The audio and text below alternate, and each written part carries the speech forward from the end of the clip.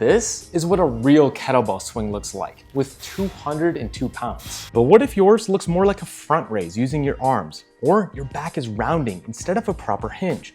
You're just wasting your time and potentially wrecking your back. Today, I'm gonna show you how to perform a proper kettlebell swing like this. Not lifting with your arms, but creating power at your hips. Now for most men, start at a weight between 35 and 40 pounds, women half that. I'm going to start today with an 18 kilo or 40 pound weight. Now to learn proper kettlebell swing technique, we're actually going to use a towel. This is a tip I learned from master kettlebell instructor Pavel, and it provides instant feedback to teach you proper kettlebell swing in just minutes.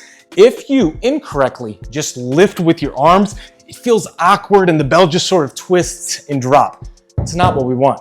So you're going to get down into a proper deadlift setup position. Back is flat, bell is a few inches in front of your feet. Grab the towel somewhat close to the handle. Arms are long but relaxed. Remember, our arms are there just to transmit force, not to lift the bell. Take a big breath, brace your core, swing between your legs, and stand up. Our arms are nice and long.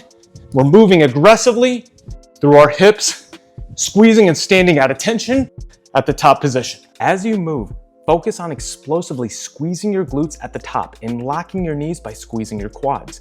Your hip drive rather than arm lift will launch the bell in front of you. You're doing it right if it tops out somewhere between your groin and chest height. On the way down, when your forearms are about to hit the groin, quickly hinge through the hips by pushing your butt back. Don't squat it down. That makes it an arm movement on the way up rather than a swing. You're doing this correctly when the towel stretches and forms a straight line from your arms to the kettlebell, and the bell hangs weightless for a moment at the top. Once you can achieve 2 straight lines at the top of your towel swing, you're then ready for the classic kettlebell swing. You're going to use the exact same setup you did with the towel, but this time hands are on the bell. Don't grip too aggressively in this bottom position. That will make your arms just too rigid and you'll end up lifting with your arms.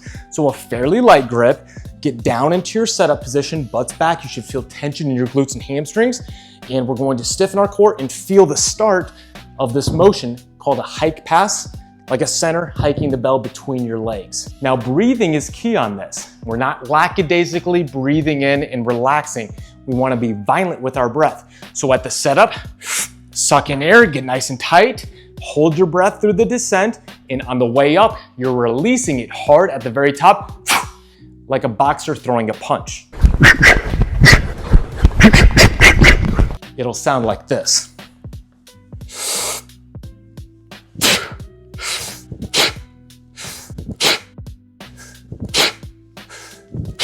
And then slowly let it pendulum all the way back down to the ground. Now, no matter which one of these weights you decide to start with, here's a simple way Pavel recommends you can program your kettlebell swings. Start with just 5 sets of 5 repetitions. Slowly build up until you can do 10 sets of 5 repetitions. Then your progression from there is to add a single repetition each set until you can do 10 sets with 10 repetitions at that exact same weight. Then you increase the size of the kettlebell and you repeat the same process again. In Pavel's book, Deadlift Dynamite, his co-author, Andy Bolton, one of the best deadlifters in the world, was able to do this 10 sets of 10 reps with a 92 kilo kettlebell. Now, if you're having any aches and pains with kettlebell swings, be sure to check out my injury fix book, Rebuilding Milo. And for more content on kettlebell training, check out this YouTube video right now.